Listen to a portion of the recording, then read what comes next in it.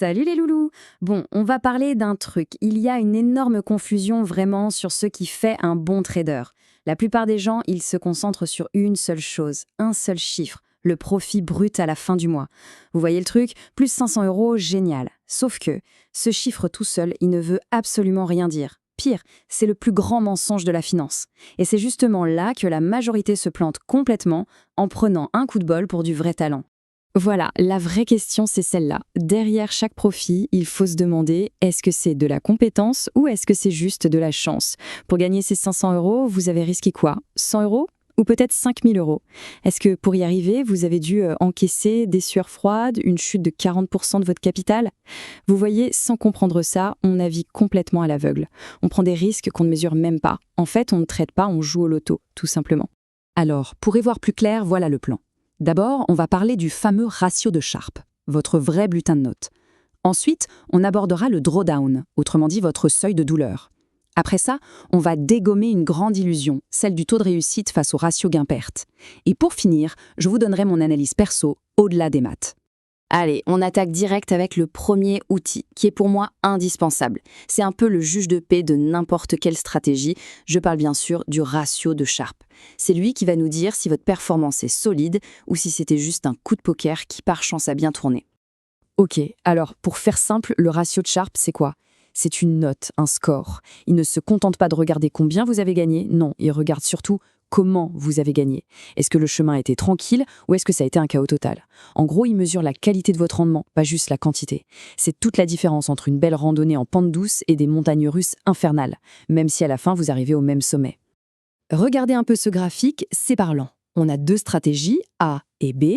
À la fin, le résultat est le même. Le profit est identique. Sauf que, regardez la stratégie A, avec son petit Sharpe de 0,5. Pour arriver au but, ça a été un cauchemar à vivre. Des hauts, des bas violents, bref, l'enfer. Maintenant, la stratégie B, avec un Sharpe bien meilleur de 1,5. Elle a généré exactement le même profit, mais de manière beaucoup plus stable, plus sereine, plus pro, quoi. Franchement, laquelle vous choisiriez? La question, elle est vite répondue, non? Donc tout l'enjeu, c'est de savoir interpréter ce chiffre. C'est simple. En dessous de 0,5, oubliez, votre stratégie est trop risquée pour ce qu'elle rapporte. Entre 0,5 et 1, disons que c'est acceptable, mais il y a du boulot. C'est à partir de 1 qu'on entre dans la cour des grands, qu'on parle d'une stratégie solide de niveau professionnel.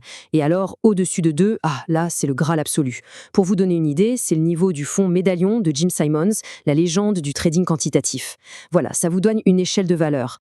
Bon, on passe au deuxième pilier. Et attention, celui-là, il est tout en psychologique que financier. On va parler du drawdown. C'est, pour le dire simplement, la mesure de la douleur, la claque financière et émotionnelle que votre stratégie peut vous mettre dans les moments les plus difficiles. Le drawdown maximum, c'est le chiffre qui vient tester vos nerfs, votre mental. C'est très simple, c'est la plus grosse perte que votre compte a subie, calculée depuis son dernier sommet. Imaginez une ligne de crête et la plus grande vallée que vous avez dû traverser juste après. C'est ça. C'est vraiment le thermomètre de votre capacité à encaisser les coups quand tout va mal. Prenons un exemple, ça sera plus clair. Imaginez, votre compte de trading grimpe et atteint un joli pic à 12 000 euros. Super. Mais après, c'est la débandade, une série de mauvais trades, et vous tombez à 10 200 euros. Bon, vous avez perdu 1 800 euros. Mais le vrai chiffre, le drawdown, il se calcule par rapport au sommet. Et là, ça fait moins 15%. C'est ce chiffre-là, ce moins 15%, que votre cerveau va retenir. Et c'est celui-là qui fait vraiment mal. Parce que le vrai problème, au fond, ce n'est même pas le moins 15%. Non, le vrai danger, c'est ce que ce chiffre provoque dans votre tête. Cette petite voix qui vous dit « Allez, il faut se refaire, vite !» Cette envie de doubler la mise, de prendre plus de risques pour effacer la perte tout de suite. Ça a un nom, c'est le revenge trading. Et je vous le dis, c'est l'autoroute pour cramer son compte. Allez, troisième partie, et là, accrochez-vous bien parce que c'est probablement l'idée la plus contre-intuitive de toutes. On va s'attaquer à une véritable illusion, le mythe le plus tenace chez les débutants, l'obsession d'avoir raison à tout prix, la course au taux de réussite le plus élevé possible. Il faut comprendre une chose fondamentale. Il y a une différence énorme entre avoir raison et gagner de l'argent. Ce n'est pas la même chose. Avoir raison, c'est votre taux de réussite, le pourcentage de trades gagnants. Gagner de l'argent, ça, c'est votre ratio gain-perte, c'est-à-dire combien vous gagnez en moyenne quand vous gagnez par rapport à combien vous perdez quand vous perdez. Et croyez-moi, les deux ne sont pas liés comme on le pense. Regardez cet exemple, c'est flagrant. On a une stratégie qui a tort 60% du temps. Oui, vous avez bien entendu. Elle ne gagne que 4 trades sur 10. Un débutant regarderait ça et dirait « c'est nul, ça marche pas ». Sauf que, regardons les chiffres. Quand la stratégie gagne, c'est 300 € en moyenne dans la poche. Et quand elle perd, c'est seulement 100 €. Le ratio gain-perte est de 3 pour 1. Eh bien, faites le calcul. Sur 100 trades, malgré ses 60 pertes, elle sort avec un bénéfice net de 6 000 €. Voilà ce que c'est, le trading pro. Le but n'est pas d'avoir raison souvent, mais de gagner gros quand on a raison et de perdre petit quand on a tort. Retenez bien cette phrase, elle est essentielle. Elle résume toute la philosophie d'une gestion de risque saine. Le but, ce n'est pas de nourrir son ego en ayant raison 80% du temps. Le but, c'est d'être rentable. Et pour ça, la seule condition, c'est que vos gains moyens soient bien plus importants que vos pertes moyennes. Ok, maintenant on passe à mon analyse perso.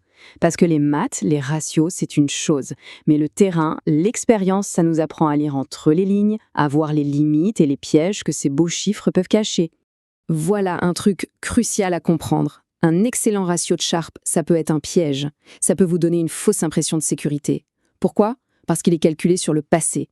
Il ne peut pas prévoir un événement totalement inédit, un signe noir, un crash comme on n'en a jamais vu. Derrière un super Sharpe peut se cacher un risque de queue de distribution, c'est-à-dire un événement rarissime mais absolument dévastateur, du genre qui peut effacer des années de gains en une seule journée. Et ça m'amène à l'erreur numéro 1 que je vois tout le temps chez les amateurs. Ils cherchent la stratégie parfaite, la formule magique qui gagne à tous les coups. Laissez-moi vous dire un truc, ça n'existe pas. Un pro, lui, il ne cherche pas la perfection. Il cherche une stratégie assez bonne et il l'applique avec une discipline de fer. Il connaît ses forces, ses faiblesses, son Sharpe et surtout il connaît le drawdown maximum qu'il est capable d'endurer mentalement. Le pro ne cherche pas une certitude, il gère un business basé sur des probabilités. Le vrai secret, il n'est pas dans la formule. Il est dans la discipline et le processus. C'est vraiment le point clé. Tous ces indicateurs, le Sharpe, le drawdown, le ratio gain sur perte, ce ne sont pas des boules de cristal pour prédire l'avenir. Ce sont des outils. Des outils pour bâtir un processus de travail, pour mesurer objectivement sa performance et, le plus important, pour forcer la discipline et virer les émotions de l'équation. Le secret, ce n'est pas l'outil, c'est la rigueur avec laquelle on s'en sert. Donc, pour conclure, s'il n'y avait qu'une seule chose à retenir de tout ça, ce serait ce changement total de perspective. Le trading, ce n'est pas un jeu d'opinion, ce n'est pas « je pense que ça va monter ». Non, c'est un business de probabilité. Il faut arrêter de trader au feeling, à l'intuition et commencer à agir comme un chef d'entreprise, avec des données, des statistiques et un processus clair et mesurable. Parce que sur le long terme, la différence entre un amateur et un pro, ce n'est pas l'intuition, c'est la rigueur. Le marché, c'est un marathon, pas un sprint. C'est cette rigueur à analyser sa propre performance qui fait la différence entre ceux qui durent et ceux qui brillent un instant avant de disparaître. Vos meilleurs atouts, ils ne sont pas dans un indicateur magique. Ils sont dans votre tête, la discipline et la patience. Voilà, j'espère que cette analyse vous a éclairé. Si cette approche vous parle, si vous pensez que la rigueur c'est la clé, un petit like, ça fait toujours plaisir. Pour aller plus loin, j'ai tout détaillé dans un article complet sur mon blog rafaxelo.fr. Et dites-moi en commentaire, quelle est la métrique que vous allez commencer à suivre dès maintenant dans votre trading?